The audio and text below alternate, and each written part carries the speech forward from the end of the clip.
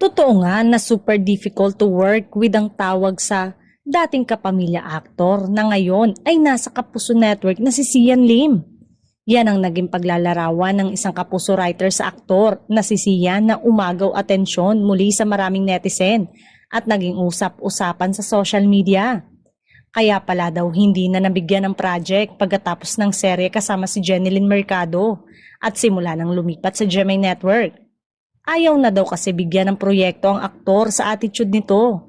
Mas lumamlam ang karera ng aktor nang maghiwalay ito sa kapuso actress na si Kim Chu at nagdesisyon na lumipat ng network.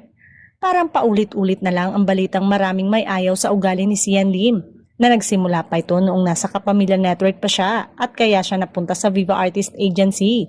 Ay sa dahilang hindi ni-renew ng Star Magic ang kanyang kontrata na hindi binanggit ng aktor noong contract signing niya sa Viva. Nalaman lang na ang tunay na dahilan ng makatsikahan ang mga taga Star Magic. Wala pang inilalabas sa payag si Sian at ang kanyang management na Viva Artist Agency patungkol sa issue.